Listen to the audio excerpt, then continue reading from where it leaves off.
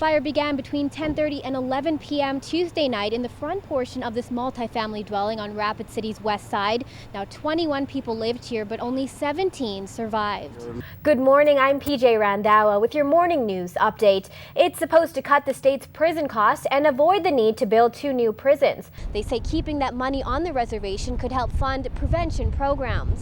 Now, since the beginning of the flu season in October, this one clinic has vaccinated 2,000 people. Now, Cindy, unfortunately, pugs do have a lot of eye issues, and like Kaniki here, they can end up in a cone once in a while. Unfortunately, tribal leaders say not much has changed when it comes to finding justice on the reservation. A trial date has been set for a man accused of shooting a stranger at a house party last April. But since the beginning of our warm weather, it's already depleted 2 feet. In the coming months, the square may also be available for private parties and weddings. Whether it's PTSD or the volatile economy, workers say events like this are a step in the right direction. Now, you might be wondering who would do this and why. Students from Rapid City Stevens High School were on hand to speak in support of the bills, reaching from their own experiences. While ranchers are certainly happy to see a lot of this stuff on the ground, they say it'll take more than a few inches of snow to get them out of the drought.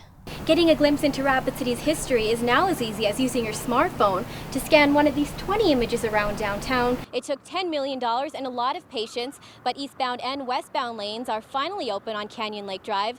Simply put, Cindy, Charles Russell Rhines is going to trial again, this time to let a judge decide whether his appeals carry any weight. A state senator plans to present a bill that will more clearly define what the Second Amendment means to South Dakotans. Now, I was able to capture the entire scene on my personal cell phone. Now, with a look at your weekend weather forecast, here's meteorologist Justin Fanfarelli. Before the accident, he was our high school best football player. Theirs was a life to envy. Civil engineering student Sean Harrod was on the brink of graduation. In the meantime, we had 2 kids. But a devastating car crash would cut all that short. They told me that the guy that hit Sean was dusting and driving. Dusting, also known as sniffing, huffing, or inhaling, is not something new to street crimes officers. The whole thing down there was covered with empty cans of spray paint. But they are seeing more of it. Police say arrests for ingestion have increased 33% since 2010. I can think of 4 or 5 cases in the last 3 months, I guess, that I've seen personally. I mean, they act a lot like they've been drinking alcohol. I mean, they have that slurred speeds, kind of disoriented look about them. It's cheap, it's easy to get a hold of, there's no age requirements. Medical experts say there are more than 30 items in the average household that can be abused as inhalants, but not without often severe consequences for your health.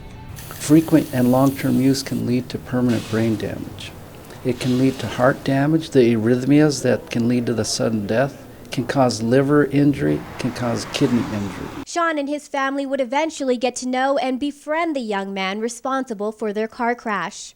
He helps with his restitution. He pays the medical bills. If I need him, then he's there. Sean takes slow steps towards recovery daily, but his family has come to accept that he will never be the same as he was before the accident. Sean has brain damage, but he didn't huff. But it was from huffing. You know, it's not fun and it's not fair. He's still continuing his recovery. You know, he gets better every day. I want to be a part of society again. PJ Randhawa, Coda Territory News.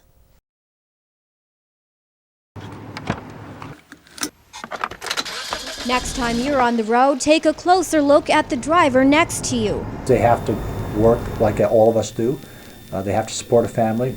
But that driver could be part of an estimated 5% on the road with a revoked or suspended license. I'm sorry for driving without a license. It's a risk Sarah Puckett and many others take in order to comply with the court-ordered 24/7 program. I got a $130 ticket. I got driving with no license 2 times, so I don't think the 3rd one would be good. One of the places that sometimes I'll park to watch some stop signs on Maple Avenue, it's past the 24/7 building. Deputies tell me that roughly 50% of the people who drive to the 24/7 program do not have a license, and that obviously keeps them very busy patrolling the area. A lot of times people who have suspended or revoked licenses didn't have insurance to begin with, and it's pretty common that when they're still suspended or revoked, they still don't have insurance. In order for me to stay out of jail, I have to come here every day but then I have to drive because a lot of times I don't have any other choice. You're kind of setting them up on top of it. Half the time there's police officers sitting here nabbing people, so it's almost like entrapment to me. But driving with a suspended or revoked license can cost you hundreds in fines and even put you behind bars. In the last 2 years, we've written, I believe, 176 citations for people driving under suspension and 32 for driving under revocation. But those are the ones that have been caught. But getting caught is a risk some feel they have to take, even though they know the consequences. It's hard to get back on your feet when you got to do all this and get around, and basically you're imposing on other people's lives, asking them to take time out of their life and their busy schedule to get you here. Officers say it's a bad choice, one they're waiting for a percentage of these drivers to make. The underlying cause of this was a person made a bad choice one evening, got in a car, and then drove. If you're going to make those choices, you have to accept then the responsibility and the repercussions of the choices that you've made. PJ Randhawa, Dakota Territory News. Chances are you remember your last encounter with a police officer, and it wasn't positive. Most people don't ever contact us unless it's in a negative situation. For this group, it's a weekly occurrence. For the past 12 weeks, these 60 men and women, myself included, have had insider access to the front line of Rapid City's justice system. We learned what 980 pounds of pot smells like. We learned how to shoot at the shooting range. I've just learned so many things that I didn't even know that the police department actually does. We try to touch on all of the most exciting, the biggest parts of what we do. How do we investigate crimes, homicides, and death scenes? That CSI stuff, the evidence section is always one of the favorites. After the police shootings last year, Sergeant Tony Harrison says he's seen interest in the academy skyrocket. This class certainly helps solidify some that just didn't understand what we did. As a crime reporter, this class gave me a great understanding of everything that happens between the crime scene and the courtroom. I know my classmates will take what they learned and be able to apply it to their own professions as well. I could be an ally for the police department.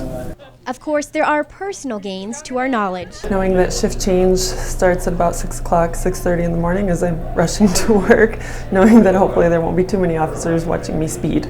The ultimate goal of the course, Sergeant Harrison says, is to gain more trust within the community. When they see something happening, they'll be less worried about calling 911, and they say, you know what, I know these guys, I know what they do, they need my help. They'll make that phone call, and they'll be better witnesses for us. PJ Randhawa, Dakota Territory News.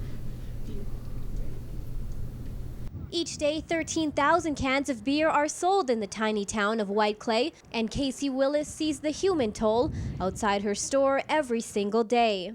They give up their families, they give up safety, they give up security, they freeze to death on the streets in the wintertime, all to be near alcohol. Tribal leaders say it's time to take the power away from border towns like White Clay by lifting the ban on alcohol on the reservation. I stand on this line here because I'm not looking at the people that walk the streets in White Clay.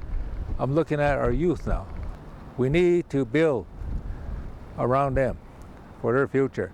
Otherwise, they'll be here someday. By lifting the ban, tribal leaders say they could net up to $6 million in sales tax alone. They say keeping that money on the reservation could help fund prevention programs. After school activities and summer recreation, these we don't have.